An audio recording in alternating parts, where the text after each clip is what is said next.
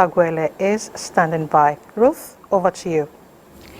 Thank you very much, Elizabeth, and welcome to this special program where we get to bring you updates on the off-cycle general elections for Imo, Kogi, and Bayelsa State. Of course, you know we have winners for Imo and Kogi states. Hope Uzodinma, sitting governor, has been re-elected for Imo State, and of course, Usman Ahmed Ododo has been elected for Kogi State under the All Progressives Congress. We're waiting when the Yenagoa State Collation Center will open. 2 local governments left before we get the final results to know who will emerge for Bayelsa State. I'm talking about Southern Ijaw and Brass local government areas. Welcome once again, Ruth Aguele. Of course, we'll bring you everything as they play out. Stay tuned.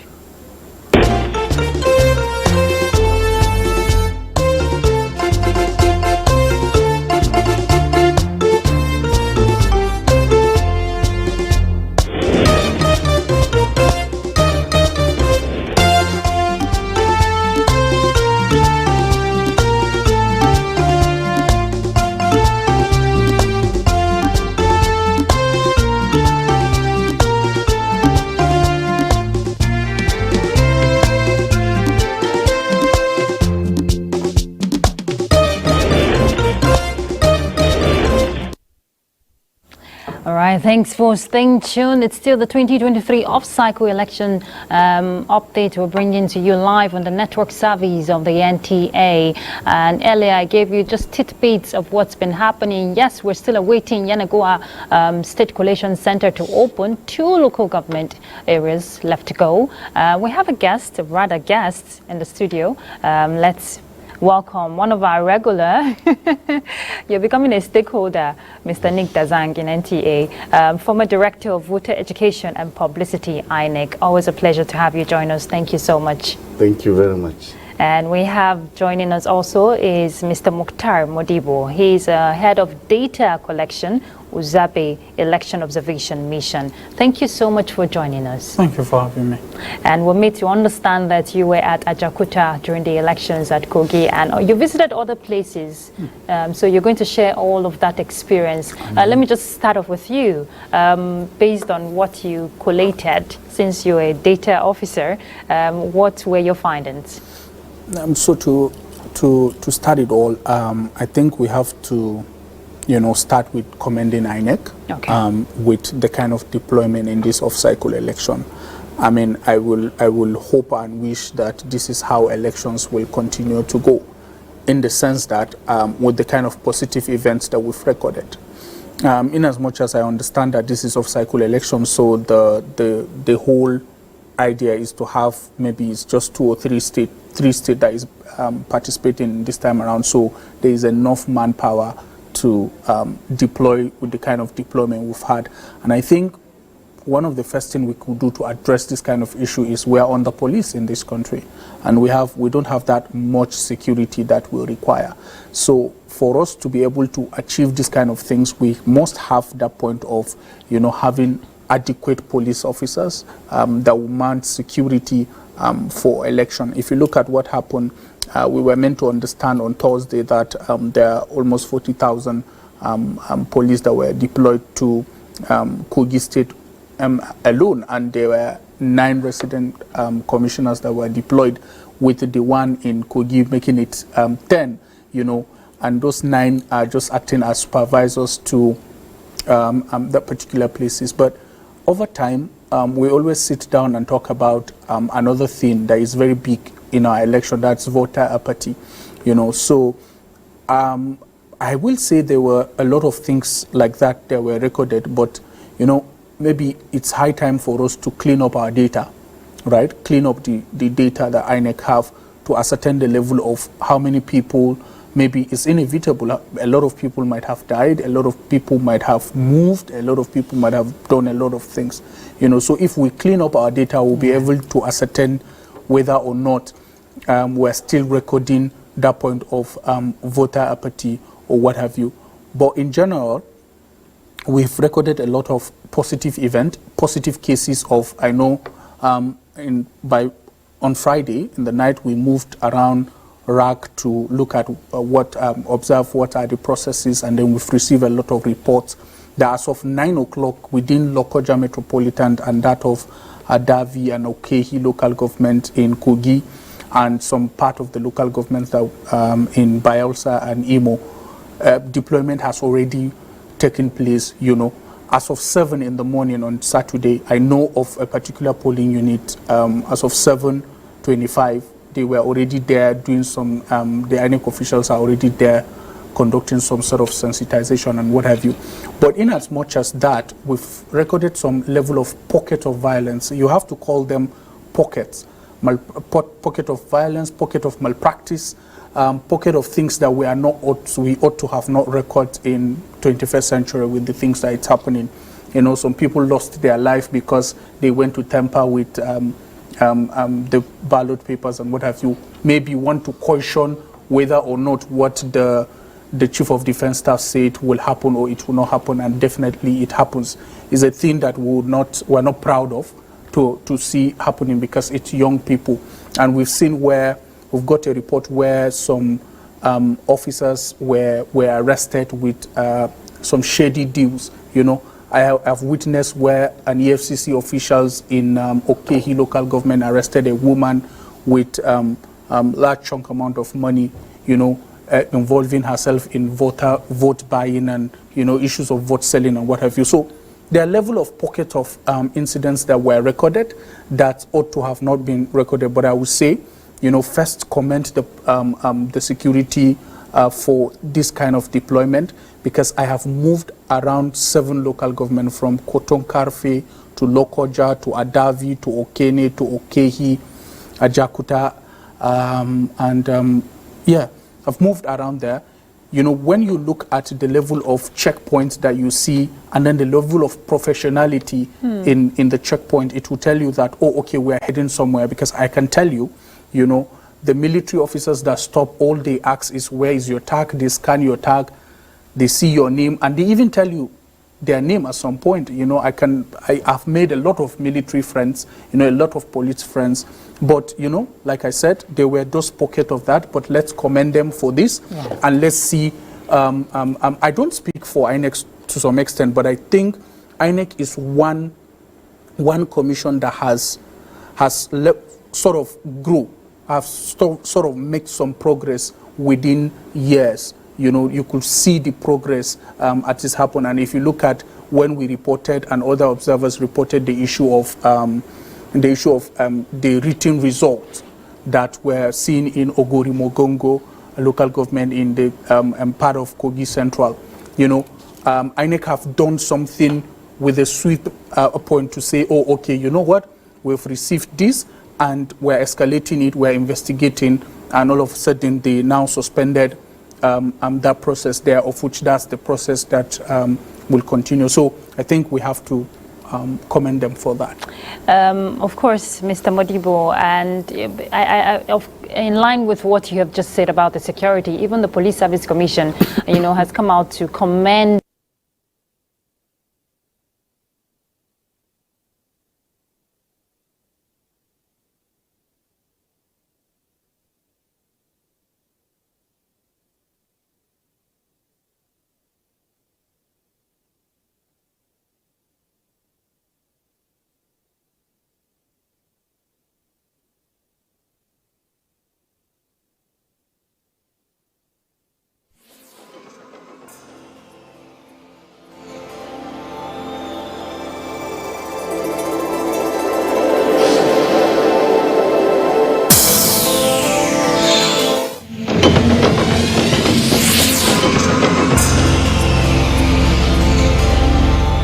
Collation Center. We shouldn't be.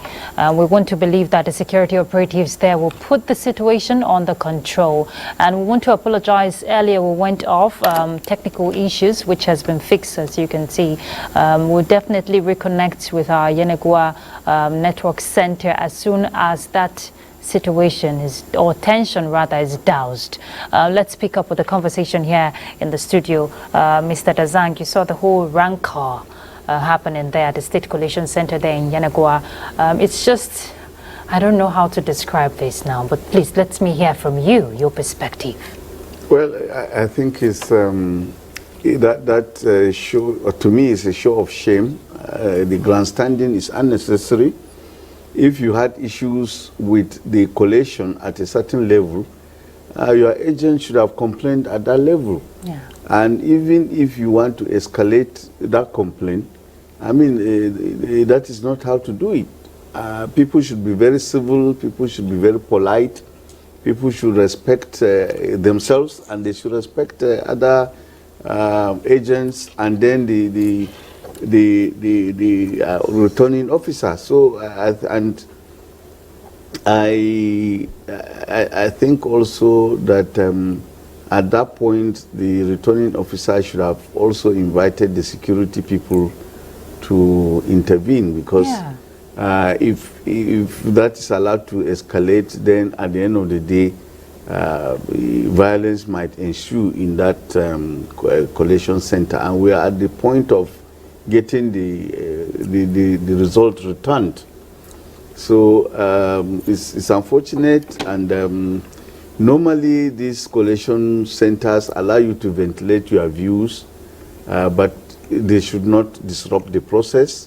And the fact that someone disagreed with the collation exercise at a certain level, maybe at the ward level or at the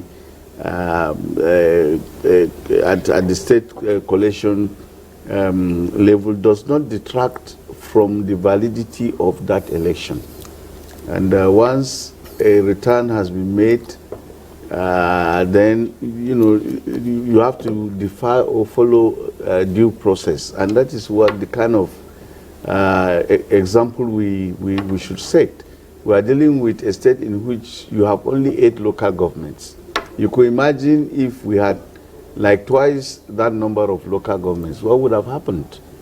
So it's not encouraging at all. The spectacle is shameful, it's disgraceful, and we expect better and more decorous comportment from people at this stage, because if you are representing, if you are an agent representing a candidate, political party or a candidate, or a party at that level, we expect certain level of decency and civility.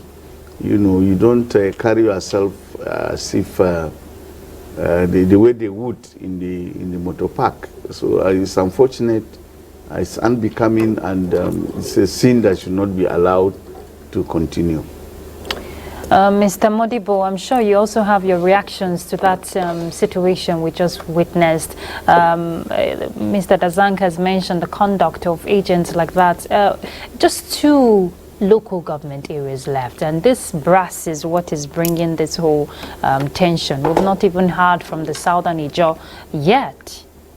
Yeah, so the truth is everybody has his own right, but I think we all should understand and know that where your right ends is exactly where someone's right begins.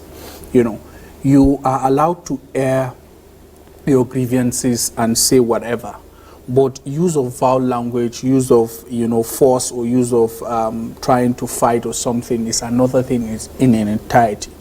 And the law says air what you think it's a problem for the commission to take what you're saying, but it did not say disrupt the process. And what we just saw is rather unfortunate, that it's party agents, and these are people that entrust the people of Bayelsa, entrust their candidates to vote for them. Now, what you're showing there is automatically you're showing what will happen or how it will happen. So I think it's unfortunate for people to disrupt process, and it's better they allow the process to flow. All right. Information reaching us says that situation has been put under control. So let's connect back to the State Collation Center there in Yenagoa. Southern Ijaw is still not ready. Yeah, so we will plead that we will return back to this hall in the next 1 hour. Yes, in the next 1 hour, please. Thank you very much. Thank you. Thank you. Right, there you have it. In the next 1 hour, the state returning officer has said that they will return, or rather reconvene, to pick up with the final collation of results there. And you're sure to stay tuned to the network service of the NTA, because we'll bring you every detail as they unfold. Mr. Modibo, you were just sharing your thoughts on that, so please go ahead. So I was just saying things around disrupting process is actually unfortunate. I mean, what are you trying to tell the people that already voted your candidate? Because all of them are representing a candidate, from the PDP to the APC to the ACOT and to the SDP. All of them are speaking to the number of people that might have voted for them or something. And I also want us to, the people that are there, to note that, you know, politics is around, or is about ideologies, right? So people believe in the ideology that a particular party represents, and that is why they are going further to say, oh, okay, we are voting for this particular person.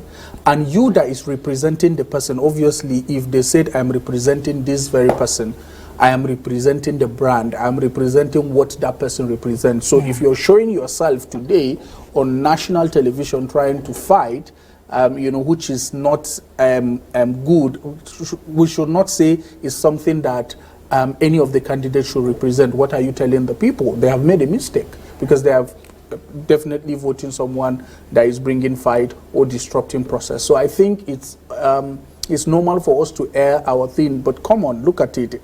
Bayelsa just have 8 local government. Kogi has 21.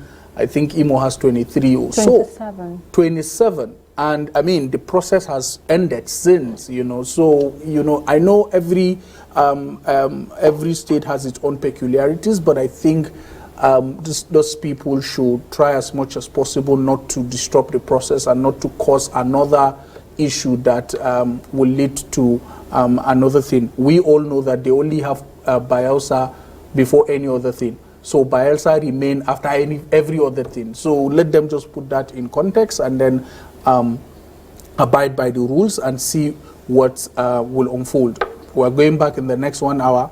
I pray in that next 1 hour we should be done with the entire process. And then, I mean, there are grievance mechanism that is set in place. You approach the court, that is the tribunal, or that distinct to air your grievances. We've seen what happened in Kano, we've seen what's happening in Plateau, we've seen what's happening in Adama and other things. So let's just follow the process. Okay, and just before I bring in Mr. Dazang, our correspondent, Kingsley Amajiri, we saw him earlier during the news. He's set to feed us with information from Yenagoa State Collation Center. Kingsley, if you're ready, please just connect with us right away. Go ahead.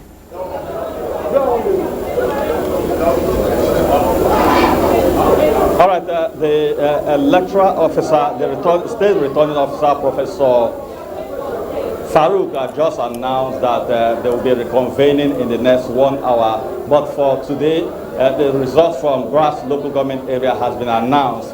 This brings the total number of collated results in the state to 7.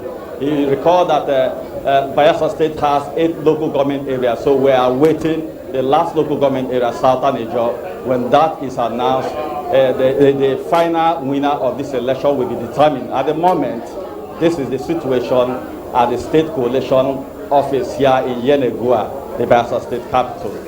Okay, Kingsley, just before I let you go, I know you're under pressure there too, but very quickly, please. Following the whole situation you witnessed there live, what's the situation at the moment with the agents? Have they comported themselves? What could have caused the whole rancor?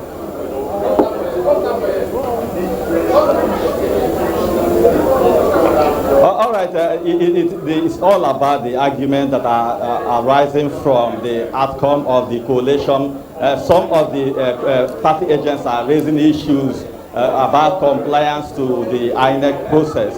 And actually, why the coalition held yesterday, while some of those party agents raised certain issues, the state returning officer directed that they should make a formal complaint to the commission.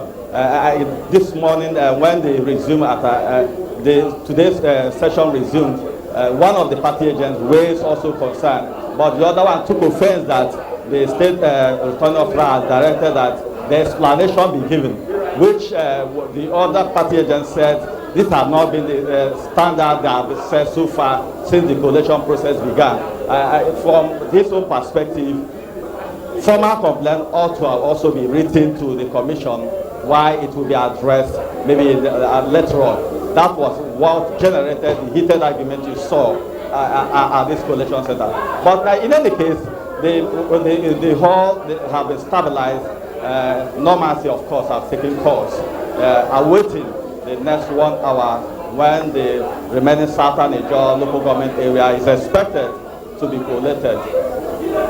All right, thank you very much, Kingsley, for that update. I'm sure we'll connect with you again as soon as they reconvene for the final collation of results. Thank you, Kingsley.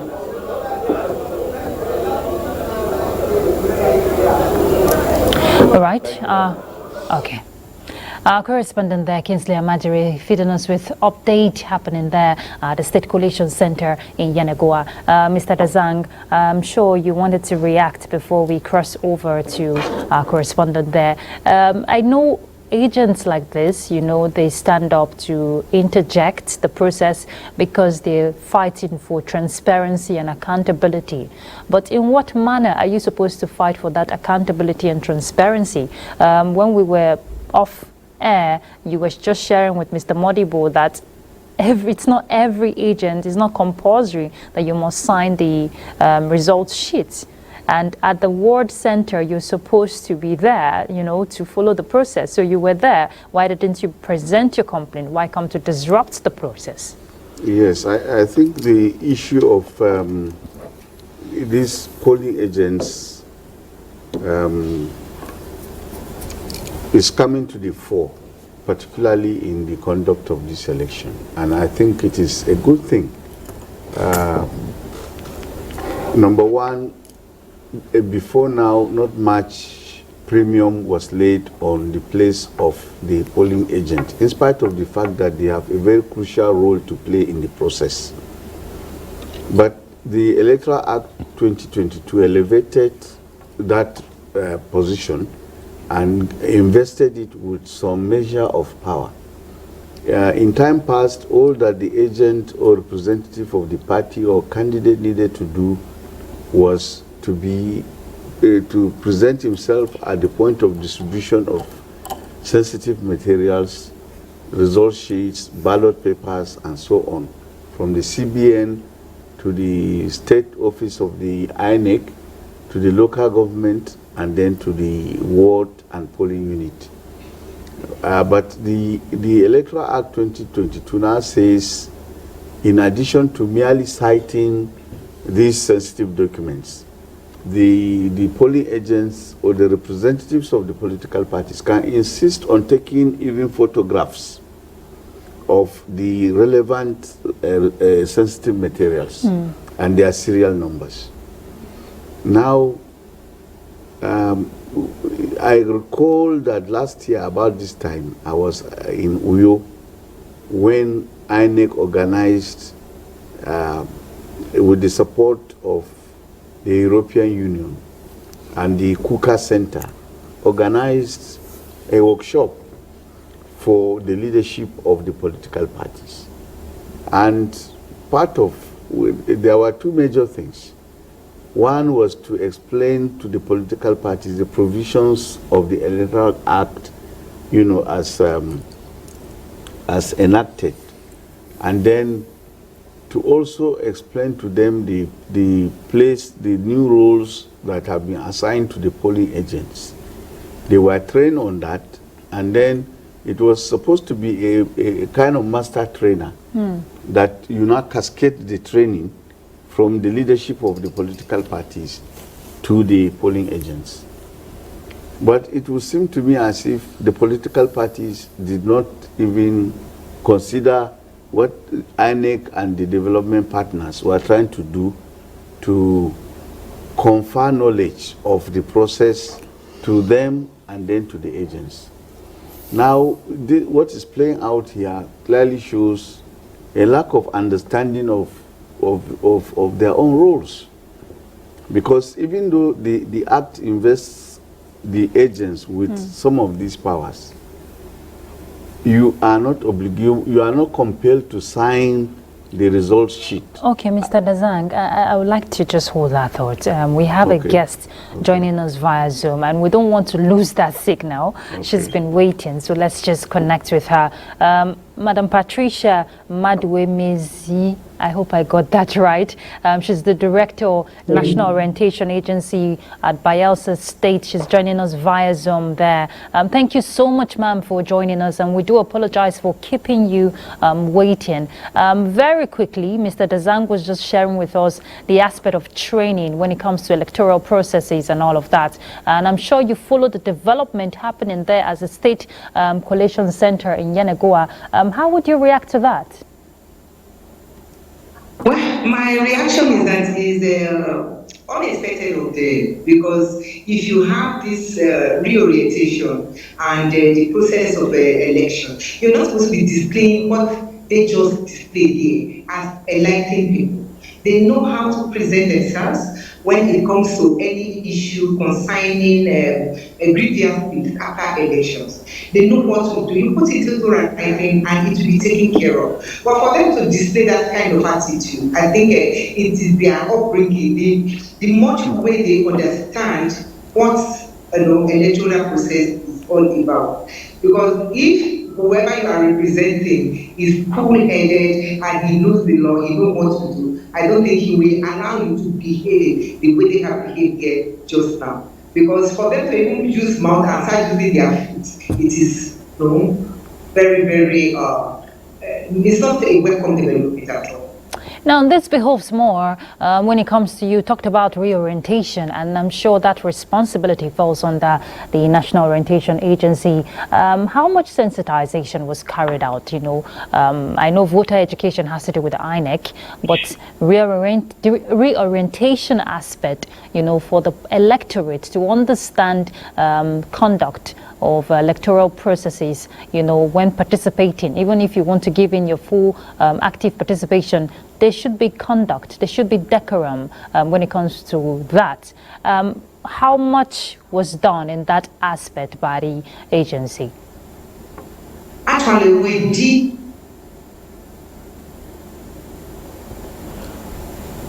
that. Even my in-capacity chief was in Yenagoa to flag off the sensitization process that is exactly around them.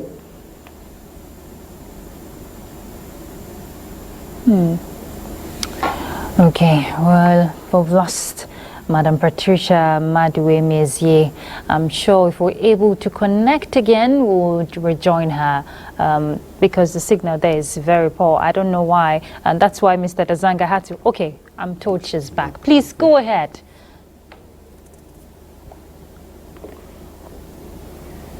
Okay. We'll wait to get more information from her end. You just heard what Madam Patricia was just saying. Yes. Sensitization obviously is usually carried, and trainings, not just by INEC and also by NOA. So you were just sharing with us those thoughts. Yes, what I was saying is that there was a master trainer or trained the trainers for the political leadership of the political parties about the role of polling agents, particularly with respect to the Electoral Act 2022. And it would seem to me as if the political parties did not cascade that training, to their polling agents, as evidenced by this kind of comportment. And I'm aware that a number of persons, even in INEC, retired INEC people approached one or two political parties to say, look, in view of the amendments to the section concerning polling agents and so on, we want to do a kind of training for you, and they didn't bother to, one or two, I know one or two resident electoral commissioners who tried to interest the political parties to take advantage of their knowledge of the process to train their polling agents. And they didn't take advantage of that. So here we are, and then this kind of unfortunate display. And this is supposed to be, if you are representing a governorship candidate, you are supposed to carry yourself with the highest sense of responsibility, because it is like the candidate himself talking, because you are representing him. And if you are, for example, representing NTA at any occasion, you must carry yourself very well. And even if you are provoked, you must calm yourself down, knowing that this issue does not concern only you, but NTA as an organization, as an institution. And this is an institution that goes back to decades. And it has produced so many people who have gone through it. And therefore, anything you do, must be informed by all this sense of responsibility. And it is unfortunate that this played out. And because it also speaks to, if this is the kind of person you are presenting as someone who is your image maker, then that's a challenge. But I think also that what is relieving is that eventually the returning officer was able to call for the intervention of the security agents, and they did the needful by dousing the tension. And we also hope that the other outstanding result, being the one being awaited, will soon be presented. Okay, we recognize that Bayelsa has peculiar terrain, and probably that explains why the collation for the outstanding two local governments, Brass and Southern Ijo, was delayed until today to allow those who are bringing the result, to take their time to bring it to Yenagua. Because I had observed earlier on that when you are on the high sea, it is prudent for the boats carrying the staff not to overspeed. And it is also, for safety reasons, it's not wise to drive the boat into the night. And I think that may have informed why they delayed this aspect of the collation until today, so that they will bring in the results from those distant places. And just to refresh our minds, with the Brass local government area results that was announced earlier, APC 18,431, LP 83, and NRM 31, and PDP 12,602. Mr. Modibo, you are a data collection, you're the head of data collection and an election observer, and I know you visited about seven local government areas in Kogi State. Kogi is done. But from data you're collating for Yenagua, it's just 8 local government areas, and I heard you lamenting earlier to Mr. Dazang, just 8, and we're having this drag till this time.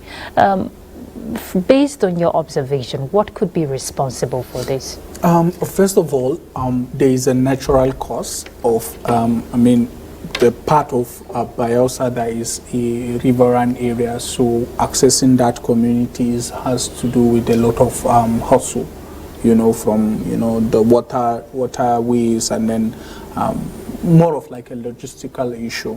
And then another thing has to do with, election, like in Brass, election was done, concluded and everything.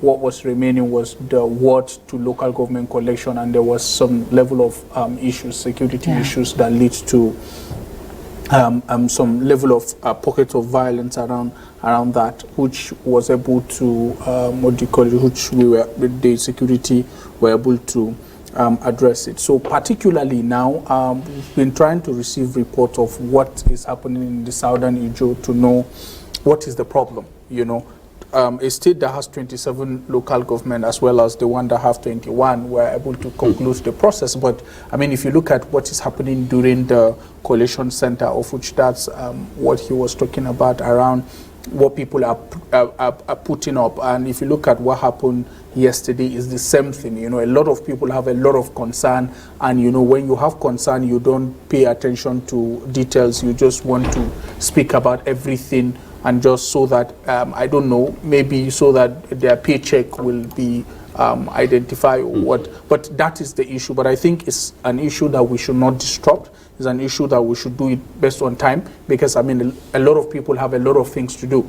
You know, maybe none of you might have envisioned that the result and stuff will take till Monday. Yes. So it might have disrupted even NTA. It might have disrupted some programs of NTA. It might have disrupted some programs of the people, the commissioners, the police that are there, that have to keep calm before redeploying back to their base. You know, so I mean, the other man is saying they have all the time to wait. I mean, the country will not wait for just Bayelsa. Yes. You know, so we just have to realize that, okay, this process is a process that has a lifespan.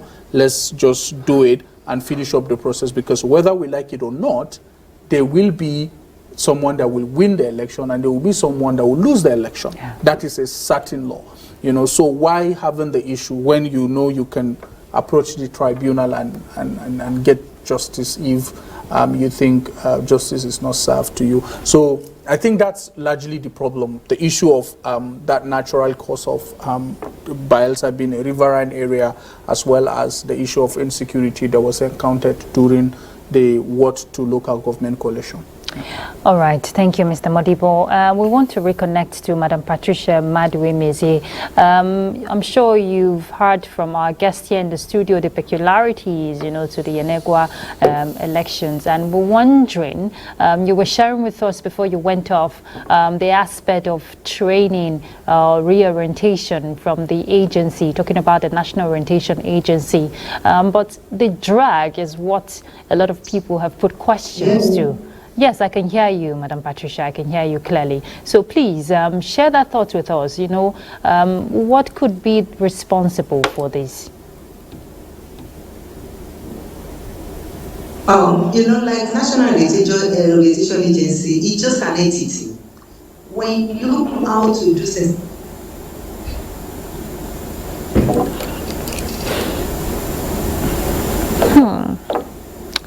We're having serious challenge connecting with Madam Patricia, but I hope we get that as soon as possible so we can let her go.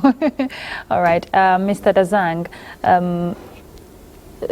based on the data Mr. Modibo was just sharing with us, you know, the aspect of logistics in terms of distance, why we're still having the situation, but they've given enough time to have these two local government areas, you know, assemble for the final collation of results. But in all of this, at the end of the day, like Mr. Modibo said, there will be a winner and there will be losers, of course. We won't call them losers, but a time, you know, to reflect and think of how to re-strategize. So elections, like we always say, is not a do-or-die affair. Beyond this whole drama we're seeing play out, what should, after the outcome of the elections, what follows suit? Beyond, we're not praying for litigation. You see, before 2015, the African Union and international idea, I remember we were very anxious about one trend, you know, a negative trend about African democracy, which is the inability of those who are defeated in elections to concede defeat.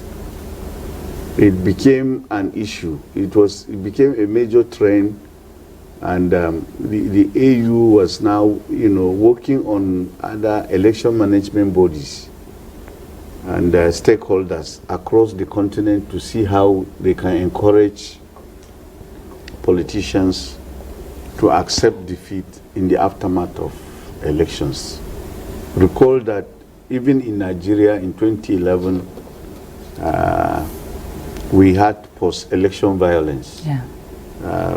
Many people died, houses, properties were burned because the outcome of the election it did not meet the aspirations of certain people. And luckily enough for us, in 2015, after the conduct of as we were conducting the 2015 general election, President Goodluck Jonathan, who was then a sitting president and who was a contestant, and who was under pressure, there were people around him who had already set the stage for him not to concede.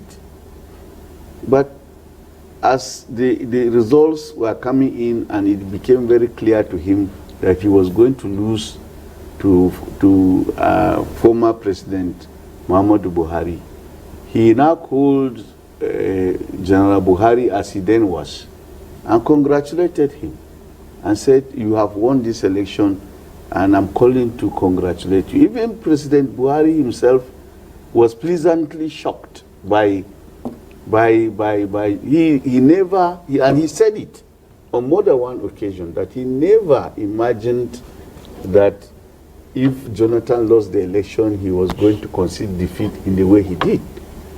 And that has been accounted for to Jonathan as a mark of statesmanship. Yes.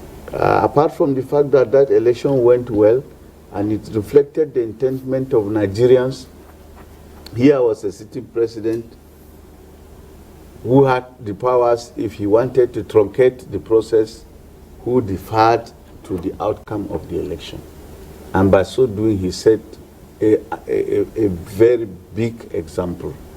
And he assuaged the anxiety of the African Union and international idea about this phenomenon or this negative trend of candidates refusing to concede defeat. And let me tell you, it wasn't a mean thing that President Goodluck Jonathan did. And for you to appreciate the magnitude of what he did, I then was working with a number of people amongst our development partners. I recall what one of the staff of the UN from Ethiopia told me. She said, "Look, I now feel 10 feet tall. I'm proud to be an African today." She called me to say, I'm leaving Nigeria for Europe on posting, on another assignment, but I'm very proud to be an African. I'm feeling 10 feet tall today because of what President Jonathan did for Africa. Now, after setting that a defining example, you know, after raising the bar in terms of concession, unfortunately, what we are seeing is different from what the example that, you know, Jonathan laid. So my expectation going forward is that people should concede defeat, particularly if the process was transparent. Yeah. And that is why we keep saying INEC should always do the needful by making sure that its processes are very transparent, that its logistics are top-notch, that its innovations are also in fine fettle. And thank God we have seen in this election a significant improvement in terms of the beavers, in terms of the performance of the RF, and in terms of also early opening of polls, in terms of security. Yeah. Of course, there were pockets of violence here and there, but you could see that given what transpired in those 3 states, and they are very negative antecedent in terms of peaceful conduct, nobody thought that these elections will pan out peacefully in this manner. So I think we've laid a foundation. It's a very good departure from what happened in 2023. And you know, Warren Buffett, the American billionaire, who was one of the richest men in the world at a point, and who is referred to the Oracle as the Oracle of Omaha, used to say that you can take 20 years to build a reputation. All right, Mr. Dazank, I'm told Madam Patricia Madwe-Mezier is back. This time around, I want you to stay with us. Okay, Madam Patricia, we really need your views because of your... Yes, okay, I understand the network. Because of the responsibility, you know, for the agency, you've seen the whole electoral process. Going forward, you know, for subsequent elections, how much effort do you think should be put in the areas of sensitization for electorate, you know, to understand the importance of not having voter apathy, and also when we're talking of patriotism, mannerism, and conduct, you know, when agents or political parties are presenting themselves? Okay, thank you. The NOA is actually doing their best to make sure that, you know, they create this awareness of not fighting during election. But you find out that at a point when a particular candidate will see an electoral election as a do or die affair, that if I don't win, nobody wins. That whatever it will take, I have to, you know, be the winner. So it is very difficult for even NOA to sensitize such a person, because he has a very strong mind to say determination is either we do it, we keep it, or we die with it. And when we have a situation like that, and you are the leader of such parties when they are out, you really know that, yes, even their agents, they will toe the same line. So but we keep on doing our best going forward. We will try to call them again to order, just like children, you know, you just keep on telling them over and over again, hoping that one day civilization will come to Nigeria and we'll be able to get it right. This thing we're talking about is not just only in Bayelsa, it happens in Nigeria, because even the fear that was put into the minds of people, you find out that, you know, a few people could not even come out to vote, because before then, a month ago, people were really scared about the way people were going about this election thing, that it must be me, if it is not me, nobody else will come in. So people get scared. But we thank God that at least, even though a few life was lost, the blood did not flow on the streets of Bayelsa the way we were expecting it to be. Okay, Madam Patricia, also another critical area of concern is the aspect of carrying everyone along as a stakeholder in the electoral process. What's the synergy you're getting from reports? Because I'm made to understand that when there is elections like this, we have election monitors, observers who send in reports to the stakeholders. And I want to understand that the NOA is also part of the stakeholders. So based on preliminary reports you have gathered, you know, from these observers and all of that, how much do you think has been put to use in terms of implementation to have an effective and seamless process? Well, the effort has yielded the results, because now we are seeing seven NGAs. So we just have one to go. And because of the terrain, there could be delay. There could be maybe as a result of visiting, they don't have. Wow. Okay. We lost her again. I think we should just let, I don't know if my director will allow us to allow her go. Okay, she's back. Madam Patricia, please just round off your thoughts for us very quickly so we don't lose you again. Saying that at least for now, the election were not as bad as people were speculating, because we really are speculating that it's going to be very, very bad, and many lives were going to go down. But we thank God that everything was smooth. So we keep on, you know, talking to people, because, you know, a lot of people's minds need the reorientation. We need to do a lot of, you know, awareness creation for the politicians and their agents, because not until we're able to get it right, election is going to go the way we are seeing it now. All right, I'll have to let you go, Madam Patricia Madwe-Mezier. She's the Director of National Orientation Agency, Bayelsa State. We joined her live via Zoom at Yenagoa there. Thank you so much, and do have a beautiful day as you monitor the process there on ground. Thank you. Thank you very much. You're welcome.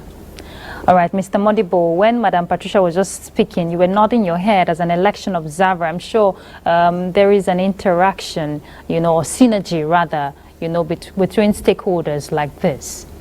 First of all, before observing election, we try to do that usual call for that point of partnership in sensitization and partnership in trying to make the country better.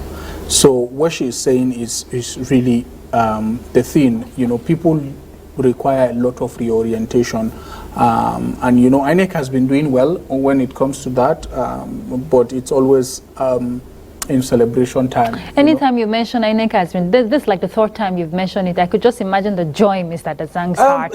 To be honest, I think sometimes we a lot of times people look at civil society organizations as antagonistic organizations, and obviously, when there is a good thing, we have to say that this is good. Yeah.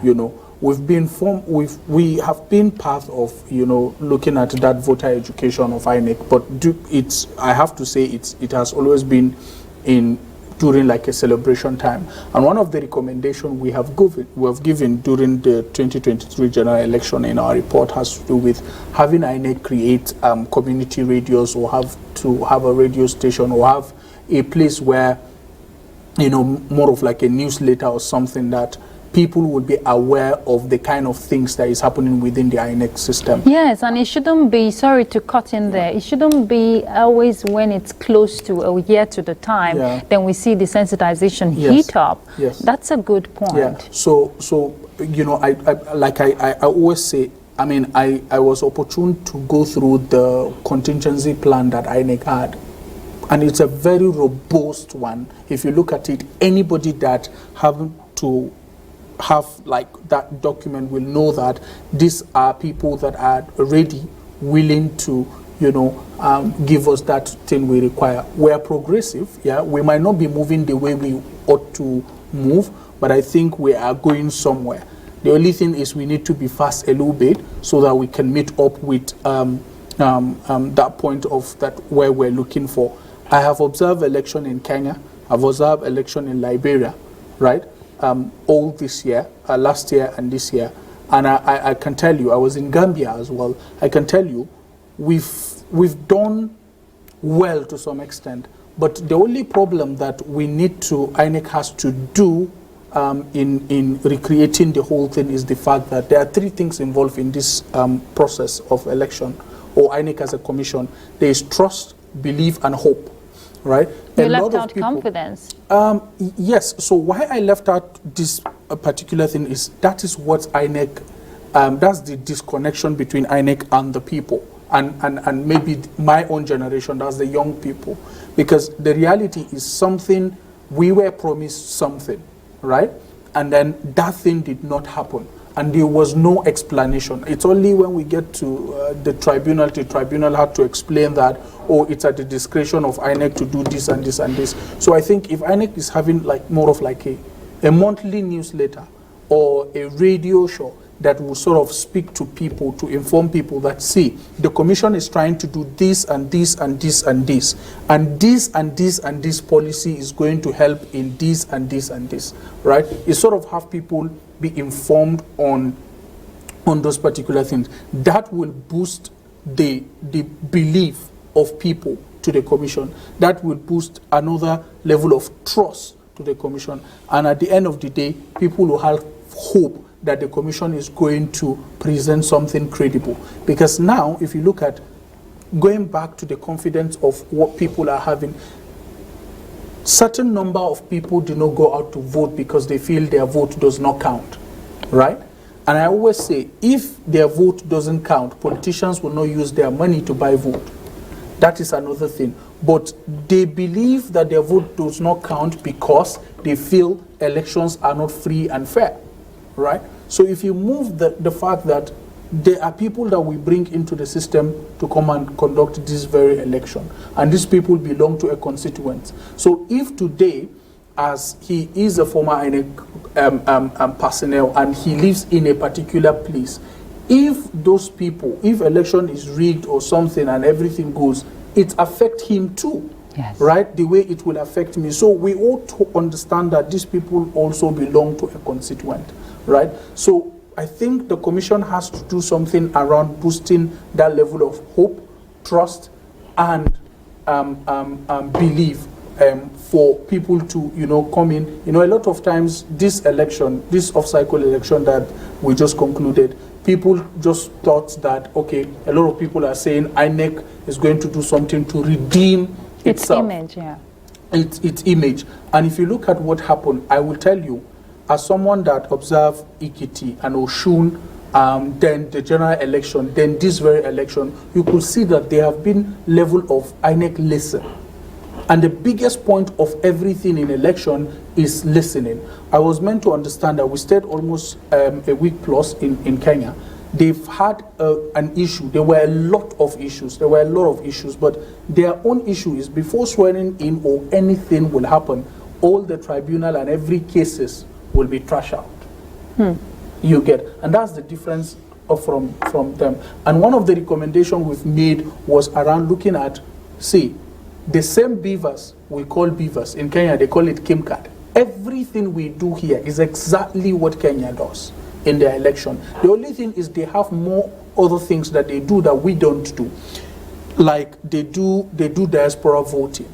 In I think 15 countries participate, 15 or 10 or thereabout participated from this. And then for them, they don't have that unique point to say they are building a central pool where your voter's card, your international passport, or your driver's license, any government approved ID card can enable you do election. The only thing is prior to the election, you go and submit that this is the ID card I will be using to cast my vote, right?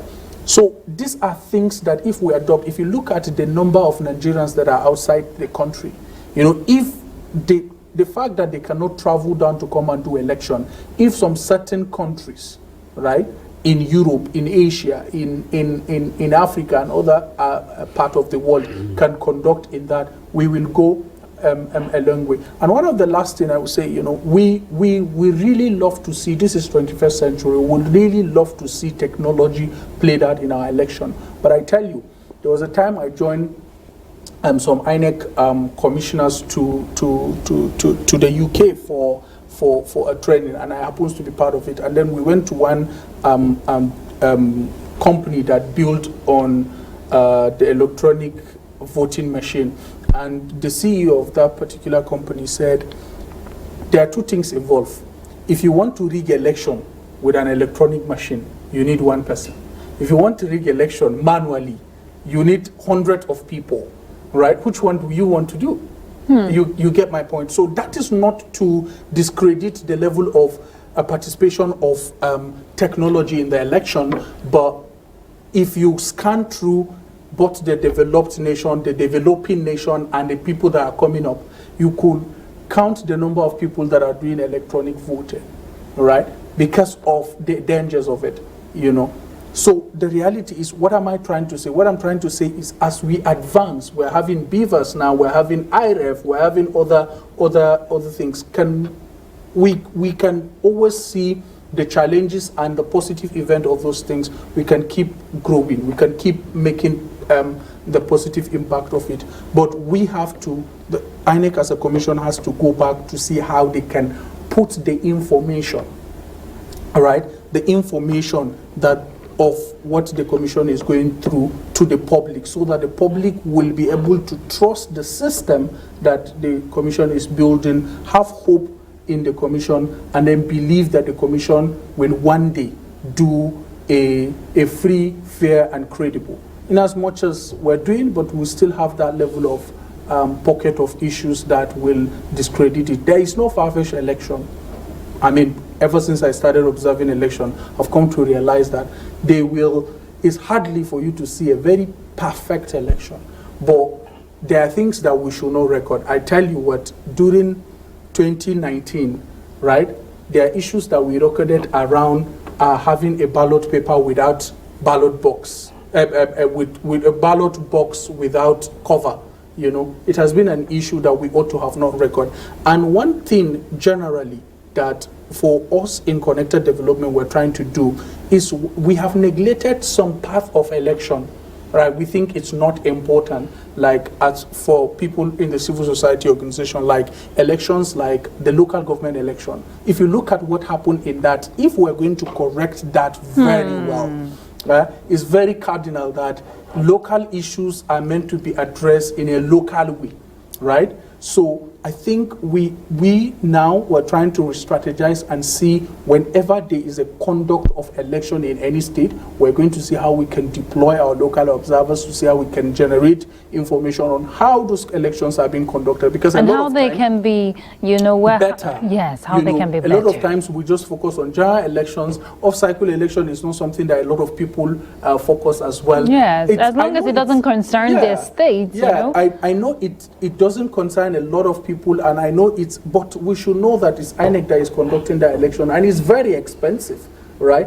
Election in the FCT local government election, a lot of people don't pay attention to it, and I think that's one of the a lot of people don't even know when it happens. Thank you. So I think that's one of the things we're trying to strategize to see us looking at this level of solving issues, that may come up, so that we can just solve the problem from top to bottom and from bottom to top. Mr. Modibo, brilliant initiatives you've presented here. And Mr. Dazang, one question that will bug the mind of anyone listening right now is, what could be responsible for that delay in terms of, it's only when the elections are near, then INEC comes out to list out candidates and terms for election process and all of that. Sensitization should be a continuous thing. But you tell us, is it funds that is responsible, or what could be really? Because if you want to bridge that gap of sensitization for the populace, you need enough time, because you're dealing with millions of people who you want to participate in election, so that it's not when there is election that we come out here and say, oh, there's voter apathy and all of that, when people don't have confidence in the process. So what could be responsible? Why wait that long? You are a stakeholder in this business. Go ahead, please. Stakeholder indeed.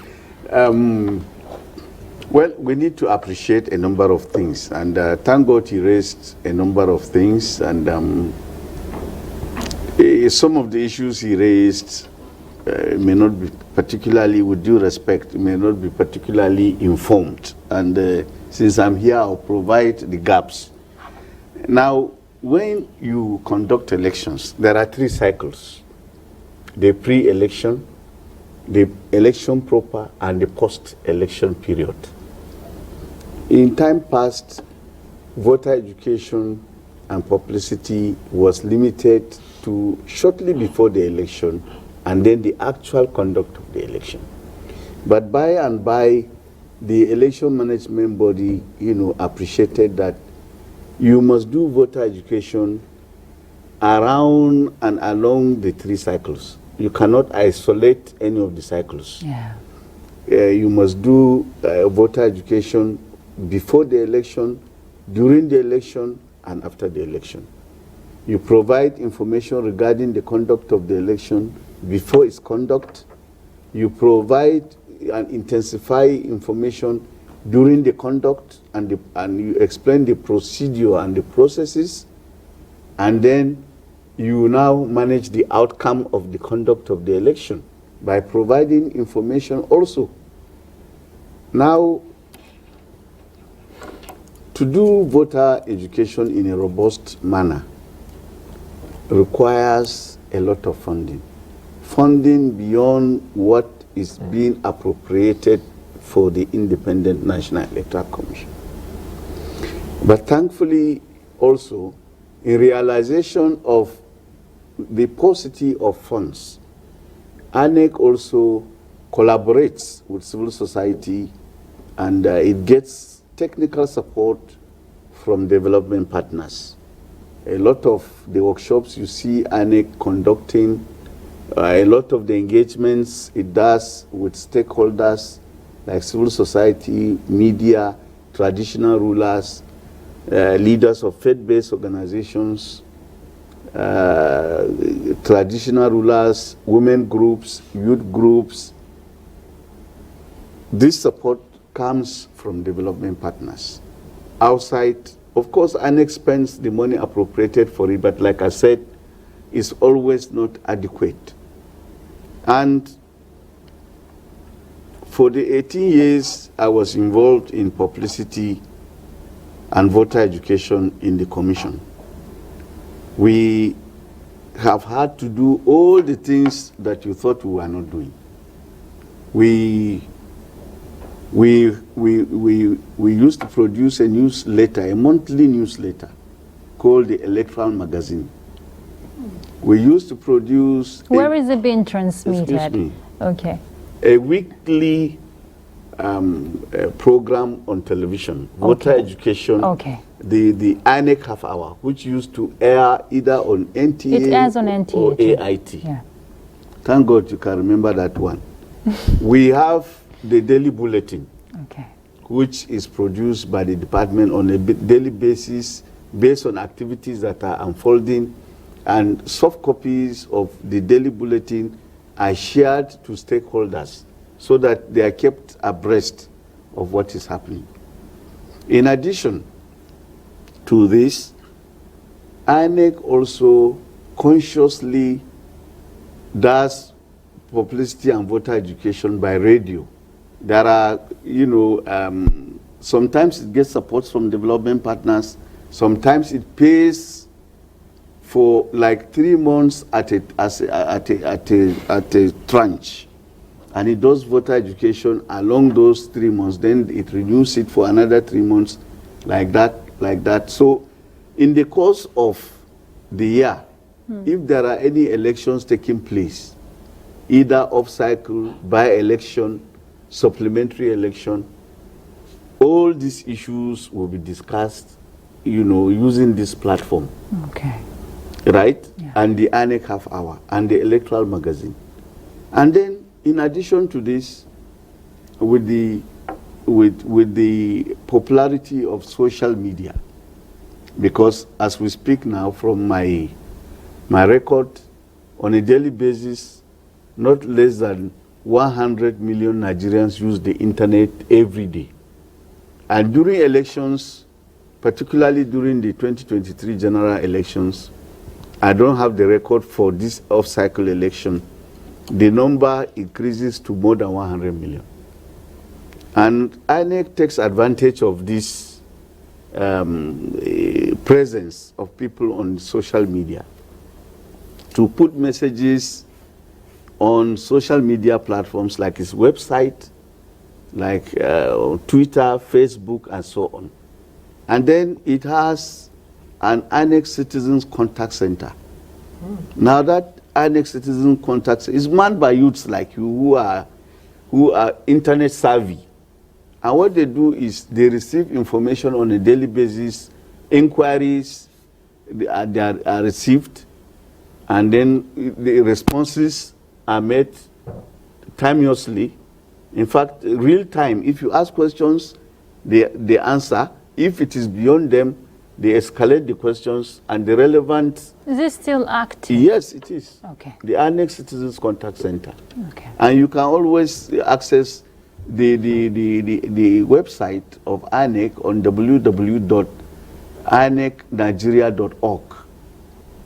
I have left, but I have not forgotten the website to show you that I still visiting. Because you're a stakeholder. Yes. So all these have been there. And I know that sometimes because the funds may not be there, so these programs might be limited towards the election. But otherwise, whenever funds are available, the Commission recognizes the need for it to engage. And through the engagements with the media and civil society, anything that happens, like... Mr. Dazang, sorry to cut in there. We're just getting information that Yenagoa State Collation Center has reconvened. Can we get an ambience, please, so that we know what's happening? The atmosphere can also be okay.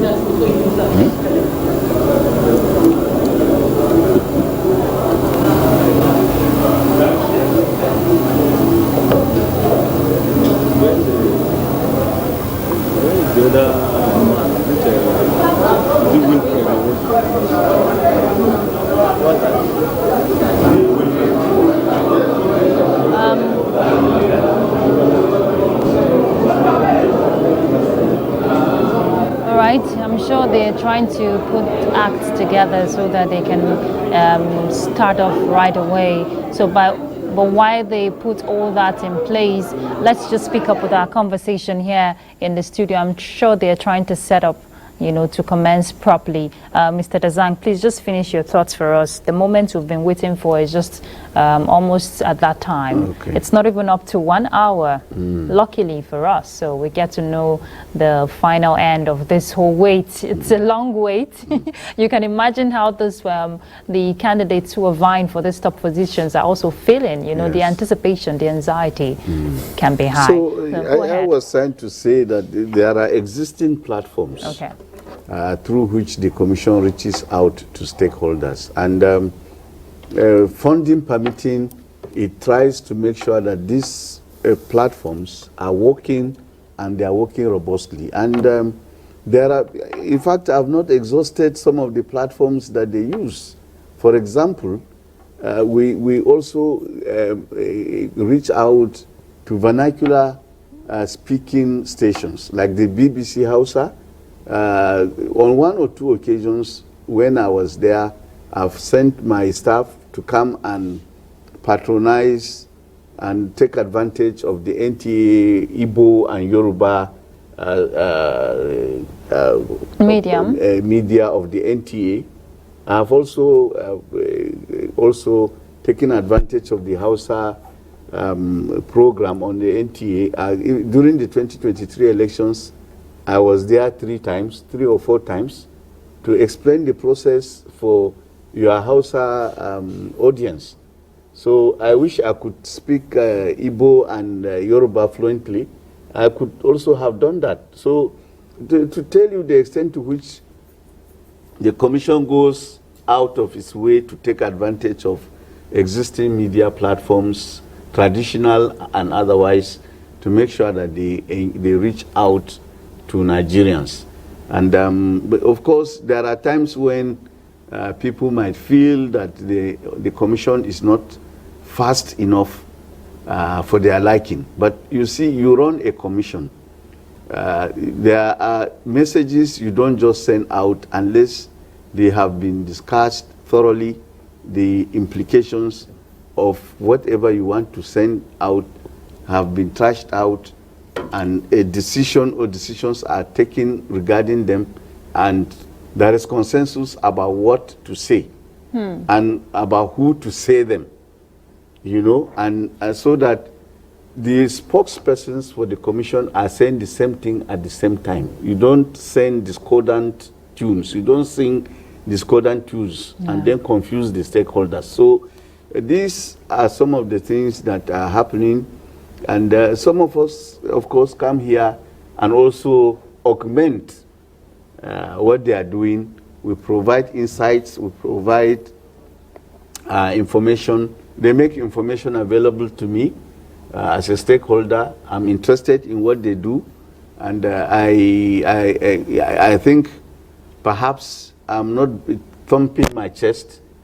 More than any other person, I've written about the electoral process in the popular newspapers, week in, week out, explaining the process leading up to the conduct of the 2023 elections on a weekly basis.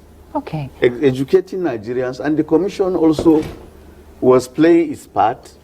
They were also using other people, other platforms beyond the Commission itself. And then they were also making information available to civil society at the national level, at the state level, our state offices, across the Federation. Anytime something is agreed upon, this is the Commission's position. It is immediately sent out. Mr. Dazang, I'm sure they're about to start. Okay. So let's cross over to Yenagoa INEC office there. Let's get feed from that angle. He is disallowing them to state their grievances, but sometimes also when the leniency is overdone, some people take advantage of it, and I hope that it doesn't, what happened earlier on does not repeat itself. But thank God we are coming to the climax of the election, which is the return. And the local government collation officer has made his presentation. So what we await is for the returning officer to do the tabulation, ensure that whoever is the winner meets the requirements, the total number of the highest votes cast in the election, and then the 25% in at least 2/3 of the local governments in Bayelsa state. And for 8 states, I don't know what 2/3 is, but... for 8 local governments, you mean, local government areas? Yeah, so what I'm trying to say is that I'm sure a winner will emerge and will meet the requirements from the figures, the tentative figures we have seen. Yeah. And God willing, we should... in the next maybe 1 or 2 hours, we should have a winner returned at the end of the day. And made to understand that it's raining heavily there at Yenagoa. That's why you're seeing the signal fluctuate. But I'm sure once that is reconnected, we'll rejoin the collation center there. Mr. Modibo, you want to respond to what you just witnessed a little while ago? I think the process is going well. In as much as I would say it's at the discretion of the returning officer to decide who speaks and who speaks at what time. But maybe for the process of time, you know, so like most of the questions that you see people raising is the one party agent said something and then this one is trying to say, oh, okay, you have to allow the commission, you know. So sometimes that's one of the things that creates the balance. But if maybe the returning officer decided he will allow them to talk, you know, it's at his discretion to do that. But one good thing about the whole process is the process is being monitored closely by the INEC commissioners, you know, the national commissioners that are there, the security and what have you, for us not to have them, you know, sort of disgrace their candidate, which will be a very bad thing. You know, one good thing that will, should I say good thing, or the funniest thing there is Bayelsa has one of the smallest level of local governments in the country. It's one among the state, like just 8 local government, and what we're contesting is the fact that one local government is bringing an issue like the person from NNPP that said he has casted... NRM. Not okay. NRM, okay. NNPP. Okay. He said he traveled from Yenagoa to Southern Ijo to vote, and then, you know, he was recorded 0, which I'm sure they will give him his answer that he's required. And then the NRM person that said his brothers, you know, that obviously he's not the one that knows what happened, so it should be his brothers. Based on information. Based on information, you know. So sometimes, you know, how fake news do thrive is because the real news is not there. You know, so when you tend to just wake up and because your brothers decide to tell you what pleases them, or maybe that's what happened, you know, you don't have to come on national television to say it's your brothers that say. I mean, who will believe, you know, after all the process have been conducted, you just wake up and it's your brothers that told you they have voted and then their votes did not count. Do you know whether or not, I mean, since you're not there when they voted, maybe you voted invalid, and then it was recorded as an invalid vote. These are things that should not, I mean, be discussed so that we not spike. And then the people at the collation center, sometimes we need to also understand, you know, when before election, there was this thing we usually sign called peace accord, you know, and over time, one of the reports that was given before the 2023 general election was the issue of spokespersons, you know, how they communicate their messages, issues of banters, issues of insult and what have you. And I think, you know, there are some organizations, international partners and civil society organizations that were training spokespersons and what have you. So knowing how to speak English alone does not qualify you to be a spokesperson, or, you know, you have to just look at, like what he said earlier around how are people going to perceive and comprehend the information you give. So why am I saying that? Why I'm saying that is for people that will be sent to, what do you call it, for people that will be sent to collation centers, sometimes the people sending them to represent them ought to know that what they are doing is broadcast on national television.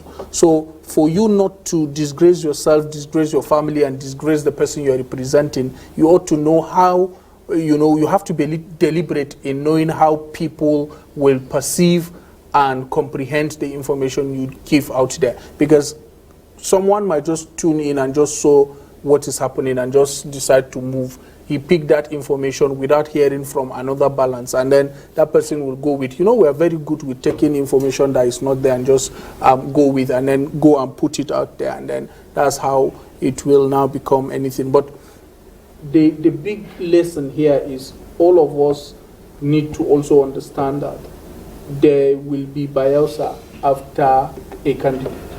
There will be Bayelsa. There was Bayelsa before the candidate. You know, so there is nothing new. I mean, I will always say the process is already laid down. You contested for election, you did your campaign, you did everything, election happened, and you felt there is a problem. All you could do is what? To move to the next level. Yeah. You know, that next level is approaching the court of law. If there is an issue, I mean, I gave an example with Kano. I mean, the person that won election, the tribunal said he is not the one because there are some vote, and I mean, they are in the court of appeal now, hearing to know what will happen. It happened in almost all the states that election happened. You know, we've seen what happened in Adama. We've seen the Nasarawa state, obviously now. I'm sure they are in appeal too. So, I mean, you have to believe that there is a process to everything. So disrupting the process or putting up some information that is not there is not something that will help that, okay, we'll show this thing. But to me, I will say is just for you to show that, oh, okay, I am here, I am representing, just so you know. And my voice has been heard. My voice has been heard. But there is limit to what they can do. What the rec of the state or the returning officer, there is a limit to what he can do. All he can do, if I'm not mistaken, is to collect all those data, put them together, and do the announcement. And the other people is just for them to monitor, and for observers is just for them to observe. You know, I always tell people sometimes when someone is monitoring, the person that is monitoring can say, oh, okay, this one, change it to this, move it to this, move it to this. The person that is observing cannot say anything. Rather, just look, write your report and submit, and that is all. You know, so, you know, we ought to just know that the country will exist before us, and it exists before us, and it will exist after us. Indeed. And Mr. Dazang, based on what Mr. Modibo has shared with us, looking at the powers around the state returning officer there, we saw in Kogi State, when petitions were presented following discrepancies that agents said they observed, which led to previous cancellation before final announcement and all of that. And now we're seeing some parties, you know, present. Earlier, we saw one party present a petition. How does that affect? I want to understand the powers of the state rec there and how it affects the process in terms of presenting the final results, even when there is a petition presented. Does it affect the collation process? Well, the petitions are not likely to affect the collation process, just as the refusal of the agent to sign the outcome is also not likely to do so. It cannot invalidate the outcome of the election. In time past, before the the promulgation of the Electoral Act 2022, the returning officer was even more powerful, because whatever he returns cannot be upturned except in a court of law. Yeah. But now that has been amended to allow for a review by INEC, by the commission. But before now, you know, the returning officer was so powerful that whatever he returns, whether it is right or wrong, cannot be changed, cannot be upturned, even by the commission, but by a court of law. Sure. But now the commission can look at these things, and if the returning officer erred, it can do a review. That's the difference. As to on a day like this, the REC and the National Commissioner are supervising the process. They are monitors of the commission, and they have every right to correct the process. If what is happening is not correct, it is their duty to put the returning officer aright, to say that this is how to do this. This is because you must also appreciate that the returning officers are ad hoc staff. But also being ad hoc staff means they are also, for the meantime, they are staff of the commission. They are bound by the rules, regulations of the commission. They also swear to an oath of neutrality, just like any INEC staff, you know, to dispense or to do their work honestly and with impartiality. So they are duty bound to do so. And I think you can see that in most cases, the returning officers bend over backward to accommodate all the antics of the of the polling agents.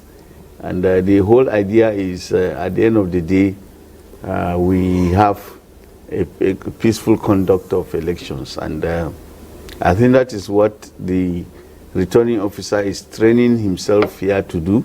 And he's been supported ably there by the National Commissioner in charge of that state, Barrister May Abamuchembu, and the Resident Electoral Commissioner Obo Efanga. So they are there, you know, serving as a bulwark of support and encouragement, and making sure that the right thing is being done. And that's why you can see they are sitting there calmly and just watching the process. Yes. Okay, let's just refresh our minds to what has been announced, talking about for Southern Ijaw and Brass local government areas. For Brass, which was called earlier, okay, yes, APC 18,174, LP 119, NRM 37, and then PDP 24,006. No, this is for Southern Ijaw, I beg your pardon, 685. So now I'll call for Brass. APC 18,431, LP 83, NRM 31, and then PDP 12,602 votes. So the results for these last two local governments have been announced, so we want to be sure that the final collation will commence anytime and a winner will be announced, despite those little hiccups we're witnessing there at the collation center. Mr. Modibo, just very quickly now, in electoral processes like this at the collation center, I don't know if observers are also present there, or your job just ends during the voting process. But with situations like this, is this also part of reports you gathered, you know, for future reference? Yeah. Okay.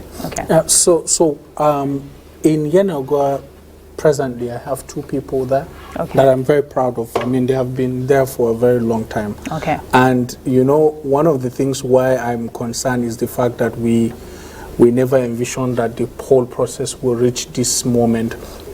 But, I mean, they're there, and we're proud of them. So, for us, each and every observer have the methodology of what he, or let me say, what she is observing. So for us, we are always at the point of observing the processes of election.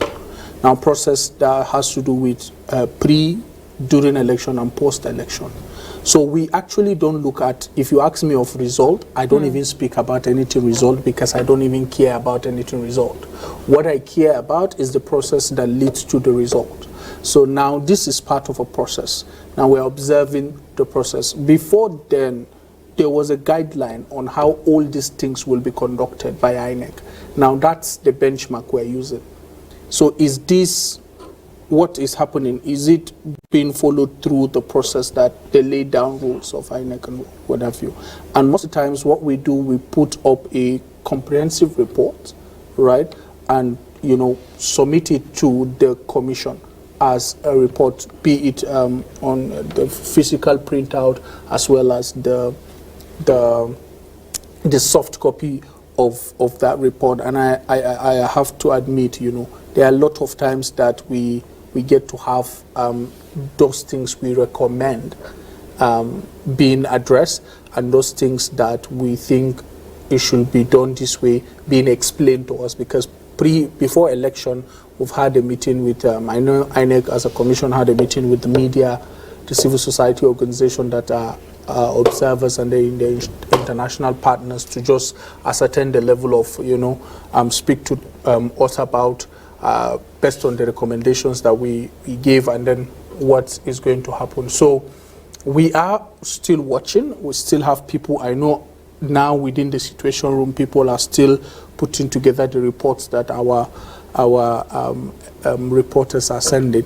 You know, at the end of the day, we put them together and then analyze it and then project it, yes. Okay, you know why I asked that question? TAF Africa, I know, concluded their reports, and also Alda Nepad also, you know, filed in their reports, and I know other CSOs will do the same, so that's why I asked that question. Yes. But Mr. Dazang, if you recall, before we reconnected back to the Coalition Center, you were telling us on the efforts, you know, INEC has put in place, you know, to raise, in terms of the area of sensitization.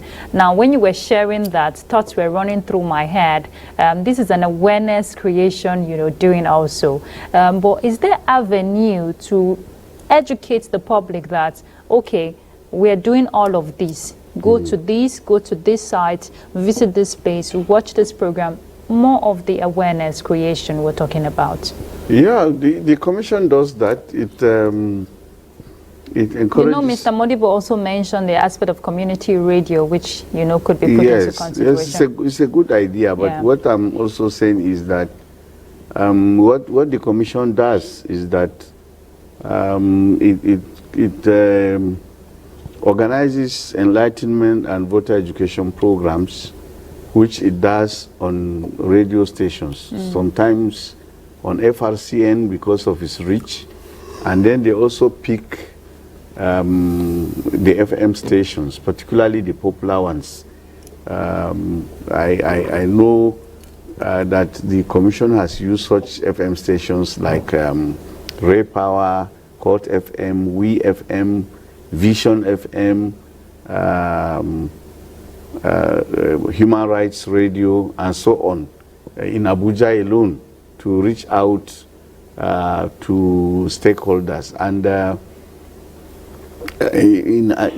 what I'm saying is that they have had programs that have run on these platforms, and at any given time, they go out of their way. They send their staff to go to radio stations that invite them, because a number of radio stations have voter education programs, you know, and they invite INEC staff to come and explain the process. And they take advantage of such opportunities. And as these are taking place at the headquarters of INEC, similar activities are taking place at the level of the states, where there are FM stations, community radio stations, and the FRCN has an FM station in each of the 36 states and the FCT. And that's in FCT we have Capital FM, which is the FM serving the FCT, for example. So all these are taking advantage of Cool FM, Hot FM, what have you. I think the last time I counted, there are not less than 20 FM stations in the FCT. And I was counting that I had visited on my own not less than 19 of those stations, not to talk of our staff that will also delegate to go out and explain the process to Nigerians. In fact, we on a number of occasions have even used amplified radio run by Yaga to show you the extent to which we... I want to understand, Mr. Dazang, that yes. INEC has the manpower, so to say, but you talked about the area of constraint. I know why I'm bringing this up, because this is very critical. The process, will always repeat this process anytime there's an election. He brought the issue of the local government areas elections, which no much attention is given to that direction. But why I'm bringing this up again, it's the fact that when it comes to constraints, I know the Commission has its own constraints. You talked about funding. Yes. So in terms of investment, which you said development partners, support the Commission, majority of efforts we see, development partners coming. What areas, should be given more attention to? It's all about getting it right if the electoral process has to be seamless going forward for future purpose. Well, you've lumped a lot of questions in one. Let me begin with the local government elections. I think there's a mistake people make because of the federalism, the federal system that we operate. The Constitution says INEC can only conduct federal elections, state elections, state House of Assembly elections, House of Representatives elections, Senate, presidency, governorship, and so on, and then area council elections in Abuja. Okay. But the other local government elections are being conducted by state independent electoral commissions, CX, and they are independent of INEC. Okay. Of course, the INEC and the CX collaborate. The CX use the same voter register compiled by INEC, for example. And there is a forum of state independent electoral commissions called FOSIECOM. And they have a memorandum of understanding with INEC. On a number of occasions, they share experiences. They sit down together, they exchange ideas, and then they invite each other to observe the conduct of each other's elections. For example, if Nasarawa State Electoral Commission is conducting an election, it might invite INEC to observe the conduct. By the same token, when INEC is conducting an election, it also invites the state independent electoral commissions to observe the conduct. The idea is for us to learn and then, to improve our processes. So that is the level at which local government elections are conducted. INEC only conducts in the FCT, the area council elections. And they are normally held after every 3 years. But sometimes, I think after a period of 10 years or so, or 20 years, they coincide. For example, the first election in which federal elections and area council elections took place was in 1999. Then it coincided with federal elections in 2019. So it will take another cycle for it to coincide, but otherwise, the tenure for area council elections is 3 years, not 4 years. So that is that. Okay. Then I think there was something... The development partners aspect in terms of, interventions. Yes, their interventions are largely in the area of technical support, in the area of training, in the area of... what about technology? Enhancing that one is a sovereign excuse me, it's a sovereign commitment or investment by the country. There are certain things that to protect your sovereignty and your independence as a country, you don't allow another country to provide or to invest in that area. Okay. So like the payment of ad hoc staff, like the investment in the beavers, in IRF, that one is the statutory responsibility of INEC and Nigeria. But they can come in and train our staff to improve their capacity in terms of delivery. For example, he was talking about training people to speak for an organization. I have had the privilege of being taught as a spokesperson for example, of an organization. The U.S. Embassy invited a former staff of the CNN, for example, to come and teach us how to address press conferences. How do you address a press conference, for example? And then we have had occasions where the development partners bring in experts to teach us how to respond within the context of crisis communication, because INEC, carries its activities in a crisis mode. At all times, INEC is in the eye of the storm. So how do you react? How do you function within the context of such a storm? So, for example, I have been privileged to go through not less than 40 of such capacity building workshops. And that is why I'm a stakeholder. Mr. Dazang, you like the stakeholder I call Let you. me get more serious. Okay. What I mean is that, so the development partners confer those skills on you. And you also cascade, you train your other staff, you make sure that you extend that knowledge, that skill to your other staff who may not have been privileged to attend. And then these are areas that generally the development partners come in terms of training, in terms of enhancing capacity, in terms of bringing ideas that enhance the process, and so on and so forth. But they don't invest in terms of buying you like a television set, or no, they don't invest in that area. But their interventions are very, very crucial. Because assuming INEC was to pay for all that, you can imagine how much INEC budget will be. Because it still boils down to funding. Mr. Modibo, you were sharing your thoughts on the comparison with Kenya elections and how they've advanced, even involving diaspora, encouraging diaspora voting. Now you've understood from what Mr. Dazang has shared that it has to do, there's a limit, but the majority of the work or investment falls back to the federal government and the commission.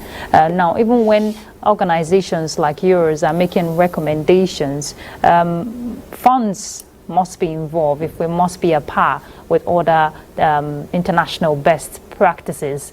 But what did Kenya do differently in terms of, managing resources available? So I think INEC has been getting quite enough funds. I will not say enough because Okay. I'm not within the system. Okay. But I would say INEC has been getting quite some money. If you look at Quite some money and enough funds. I'm trying to understand the difference. So I can't say enough or it's not enough because I am not within the system. Just adequate. Yes. Okay. So, you could see that there have been that, resources flow. In 2023, for the general election, during the budget, if you look at the amount the INEC has, I think INEC needs to stay for 4 years before they conduct election. And then they have been, if I'm not mistaken, they are still on the concurrent list that whether or not whatever happens, they still get the money. Exactly. But the reality is they advance. A lot of things changes. A lot of things come into play, right? Do they have the political will for them to do those things that we want them to do. In the area of utilizing the funds appropriately? Fantastic, thank you very much. You know, I'm asking, I'm not saying it. So these are things that we will question. You know, the fact that... Are you questioning that?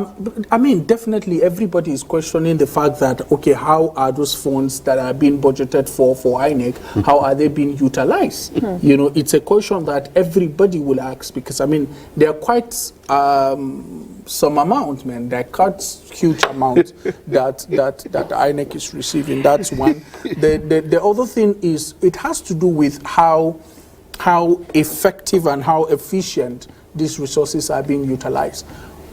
Put it to anybody, elections are expensive anywhere. And that's right? what we don't want to see, you know, re-election happen. Thank you, but the reality is our own is very, very expensive. Because why did I say that? Quite a number of time we've seen our election being shifted based on logistical issue. You know, I know there was a time, because of frustration, because of what I have put in place with, INEC gave us, I think, 7,000 observers. We've deployed, have people move around, have a lot of resources move, and then the election was shifted. I can tell you, I said it on a live television that can INEC maybe sublet that issue of logistics to a logistics company for them to handle it while they handle elections. So sometimes, you know, it's a question that a lot of people ask, you know, what is the money being utilized? Like, how do we utilize those resources, you know? You know, Mr. Dazang, just before you come in, you said something about certain critical areas that are sacrosanct for the Commission to handle. Does that involve the logistics aspect he's talking about, leasing to maybe, you know, a partner? Well, and just to pass an information, sorry, Mr. Dazang, we'll connect back to the Coalition Center. We're trying to get all the technical issues sorted out. So don't worry, we're not leaving that out. Go ahead, please. Yes, I think it's important that some of these issues are addressed. Before the conduct of the election, when 305 billion naira was appropriated for INEC, there were hues and cries, particularly by the media and civil society. The Guardian newspaper, Daily Trust, and CISLAC. You know, CISLAC issued a statement, Guardian did an editorial, Daily Trust did an editorial saying the amount was humongous. I recall that I responded to those hues and cries. What people need to understand about INEC as an election management body is that everything it does, from procurement to what we are seeing, is in the open. There is nothing hidden about what INEC does. And before the conduct of any election, before an election cycle is begun, a strategic plan is articulated. And then an election project plan is also articulated. In that election project plan, all the things that are to be done, all the costs that are to be borne, the prices of all the things that are to be bought, they are documented in this plan. And it is based on this that the budget for INEC is approved and appropriated by the National Assembly. The National Assembly does oversight on this budget, and they go through the budget with a fine-tooth comb. And don't forget that when these budgets are done, they are done based on the prevailing prices at that moment. They are not done based on projections or conjectures that so thing will change, dollar will change by so time.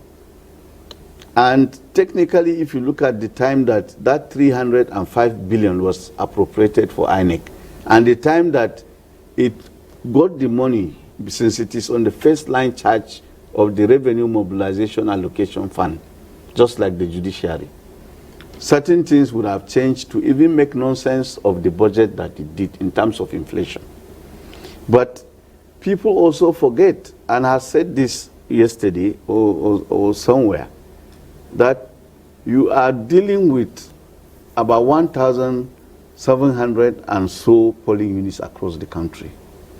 And in each polling unit, you are going to have 4 staff, presiding officers and assistant presiding officers in each polling unit. Multiply that by the total number of polling units. You are going to pay them allowances for their feeding, for their transportation. And if you put together all the electoral staff that conduct election in the whole of West Africa, they are not up to the staff that INEC deploys in the conduct of elections. We are talking about more than 1 million staff that INEC is deploying, including regular and ad hoc staff. And you want to pay them well so they don't compromise. If you don't pay them, the election cannot take place. Yeah. You have to pay the security agencies that are securing the environment for the conduct of the election. So that's the responsibility of INEC? Well, I'm coming to that now. You say no, you I'm want asking a question. I want to tell you how these things pan out. Okay, go ahead. You have to procure all the sensitive materials. You have to print them. The ballot papers, the result sheets. And our result sheets and our ballot papers are printed with security features at the level of money, currency, this naira. In fact, the security features that are embedded in, including watermarks, in these result sheets are not even embedded in naira. And that is money. Until 2023, these result sheets and ballot papers were printed abroad. So you are denominating the cost of printing in dollars. Now, in addition to that, you are going to hire vehicles for logistics that will transport the staff and the security agencies from the registration area centers and the super racks, the cluster of racks, to the polling units and back. You do the logistics, you take them, and then you reverse the logistics, you take them back. All these are monies running into billions. So when you add them together, that is how you get this much money. And then you must also provide for contingency of at least 5%, which is, if you are recruiting 1.5 million staff, you must add additional 5% in case of those that may not turn up, in case of those that may fall ill. And other emergencies can arise, like what has happened now. This election should have been concluded before now, where they are still there. The staff who are conducting the election, they are going to sleep outside. They have to sleep in the hotel. You have to run diesel at the collection center. You just announced to us that it was raining. And when it rains, the discos take the electricity out. You have to run gen. You have to pay for, in addition to the vehicles, you have to pay for the boats that took people to Brass and Southern Ijo and all the other local governments that, you know, are on the Atlantic. Even in Kogi, about 4 or 5 local governments are riverine. You have to transport staff using boats and back. These are costs. And you are talking about voter education. I have not added voter education. No. I have not added the cost of beavers. I have not added the cost of IRF. So I would have just kept quiet, but I think sometimes you need to explain to Nigerians so that they understand where we are coming from and where we are going. And, you know, he mentioned diaspora voting. It is something worth doing. Other smaller countries are doing it. But whatever INEC does, it does based on law. You do not embark on a project that has not been provided for by law, and that also has not been budgeted, and that also has not been planned for. Now, before the Japa syndrome, before now, if you went to Cameroon, thank God you are from Mubi. That's why I asked you one question. You are from Mubi. And across the border from Tongo to Mubi, how many kilometers is it to enter Cameroon? And how many Nigerians are in Cameroon? There are not less than 5 million Nigerians domiciled in Cameroon. There are not less than 8 million Nigerians, in fact, more than that in the aftermath of Boko Haram, resident in Sudan. At a point, President Olusegun Obasanjo taunted the president of Sudan that if I was to contest election here, I would defeat you, because most of the citizens of this country are Nigerians. You are not talking about the United Kingdom, where more than 2 million Nigerians are staying there legally, and another 1.5 million staying there illegally. You are not talking about Canada. You are not talking about the United States, where more than 125 medical doctors, top-notch, are Nigerians. And we saw them during the COVID. More than about 5 experts on COVID were Nigerians. Okay, Mr. Dazang, you're bringing out a lot of issues, that is supposed to be looked into, but...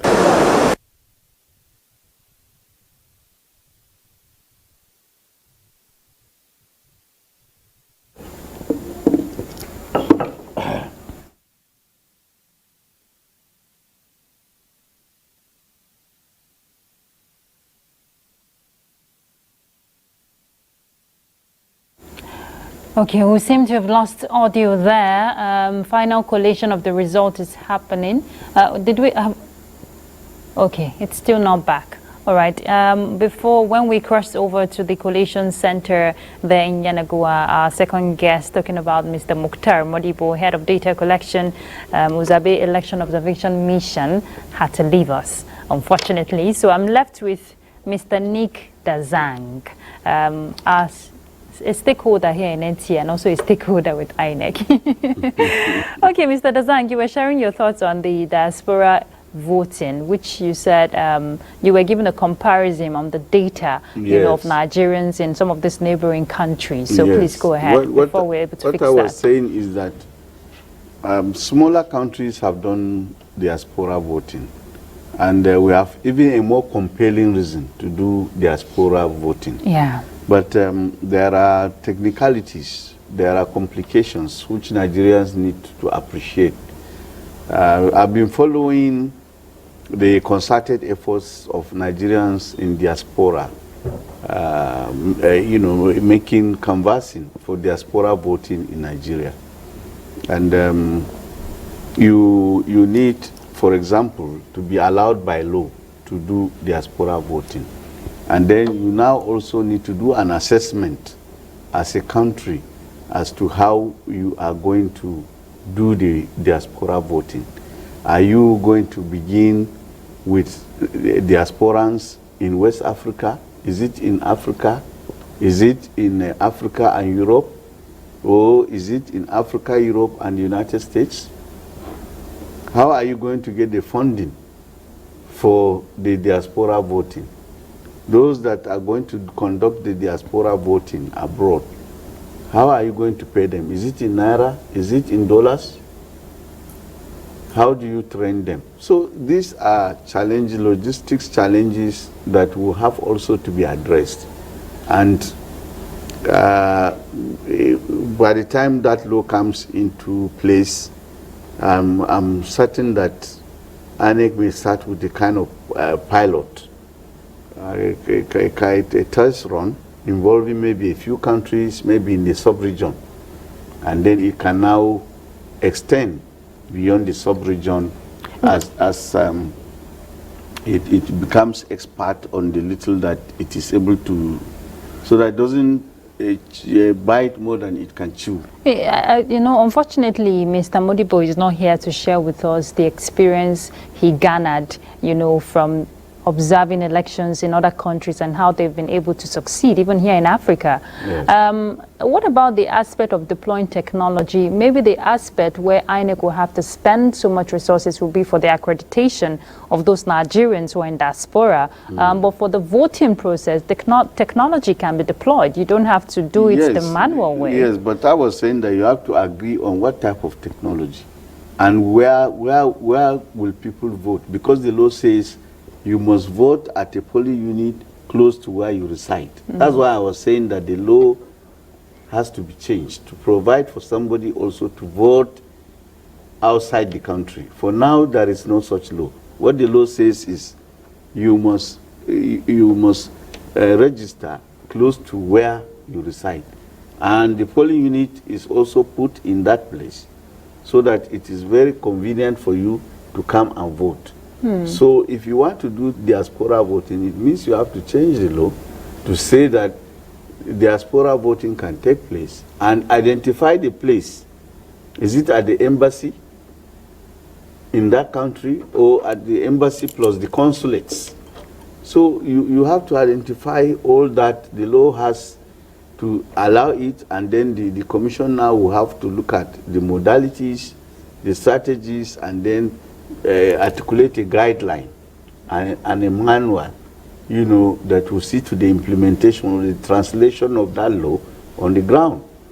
Just like you have the Electoral Act, you have the Constitution.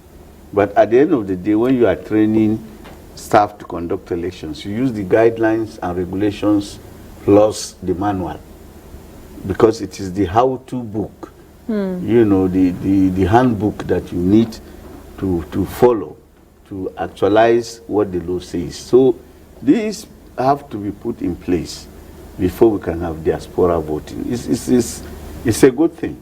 Others are doing it. But even in Africa, for example, it is even in the countries you mentioned, like Kenya, diaspora voting is limited to countries contiguous to Kenya. So because resources are involved, and you have to pay people to supervise the conduct. And like I said, you also have to agree how much are you going to pay them. Is it in the currency of that country, or is it going to be dollarized, denominated in dollars? And what are the implications for our budget? What are also the implications for ad hoc staff domestically who are doing the work? So all this nitty-gritty of the diaspora voting has to be addressed before you can now begin to say you want to implement, even if the law has been put in place. Okay, while that is being put into consideration, just a quick information, we're still trying to get the audio fixed there at the collation center. As soon as we're able to do that, we'll just reconnect so we can hear what's happening. But the collation is already ongoing of the final results, so we get to know who the winner is and who would top, who will be the man or leading as governor for the next 4 years. While that has been collated, let's continue from here. Mr. Dazang, you've raised salient points, but let's push the diaspora aside. It's important, and we hope that that is also put into consideration, but let's look at our domestic aspect of it. Transparency, accountability. Even as this collation of results is happening now, there are a lot of doubts in people's hearts if what has been collated, is the real and actual result. Okay, calculation, that is happening there, the whole final calculation of who emerges. Why am I mixing it up? The collation, calculation, okay. The calculation, the final. The tabulation. Yeah, I don't really like maths, so to say. Okay. But you can't run away from maths. And back to what I was asking on transparency and accountability, raising that doubt from our minds, because after this election is over, this is the last we're waiting for, who the winner will emerge for Bayelsa. There will be a lot of concerns. People will come out to say what is on their minds. Those that want to proceed for litigation process will do that. But rebuilding that trust again is very important. You've hammered on that. But after a process like this, going forward, as a nation, as a people, this is a lesson for INEC, for political parties, for the candidates who contested for this election. There's a whole lot, that would change the narrative going forward for us as a people. Yes. Talking about accountability and transparency, you could see from the returns that were made in Kogi and Imo yesterday, and now before the returning officer began the process of tabulating the figures that were presented at the collation center, he unsealed the results sheet in which he will make the tabulation and make the return. For transparency. And showed everybody. Yes. So the idea is to disabuse the minds of people that this thing had not been filled in advance or in lieu of this particular process. And the idea also is to continue. Okay, Mr. Dazang, that moment has finally come. So let's get audio from that end. I'm sure that announcement is going to be made now. Please feeding us in with updates as they unfold, and well done with the rest of the crew there. I'm sure after the long wait, you all can catch some rest at this time. All right, our correspondent there from the Collation Center there in Yanagua. Mr. Dazang, we're rounding off. The wait is over. Your patience too should be commended. We have a winner, and the 2023 off-cycle election, we can say, has finally come and gone. Let's just hear your final remarks very briefly, because we have to round off. What I can say is that for the 3 elections, we have seen remarkable improvement in the processes put in place by INEC. We have seen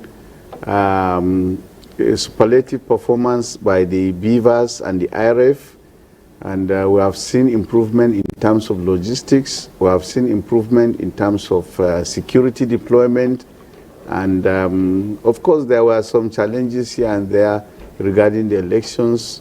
Even where there was vote buying, the anti-corruption agencies were up to the task. They made a number of arrests, unlike in the past. So they were very vigilant, and going forward, we expect to see an improvement in the conduct of the next set of off-cycle governorship elections next year in Edo and Ondo. All right, and indeed, as we look forward to that, we'd like to appreciate you, Mr. Nick Dazang. He's the former Director of Voter Education and Publicity for INEC. Thank you. We can't thank you enough for your patience, your contributions, making this happen for NTA. Thank you so much. Thank you very much. All right, and there you have it, the 2023 off-cycle elections for Imo, Kogi and Bayelsa has finally come and gone. And for Imo, Hope Uzodinma has emerged winner. For Kogi, Usman Ahmad Ododo has emerged winner of the APC also. And for Bayelsa, Duye Diri of the PDP has just been announced as the winner of the election. It's been a big time, spending it with you this past few days. And thank you so much for choosing the Nigerian Television Authority to catch all the updates as the elections are concerned. We want to, sincerely appreciate your time. And as we look forward for another off-cycle election come next year, Ondo and Edo, please stay tuned to the network service, Africa's largest, biggest network. I'm Ruth Aguele. Please have a beautiful day ahead.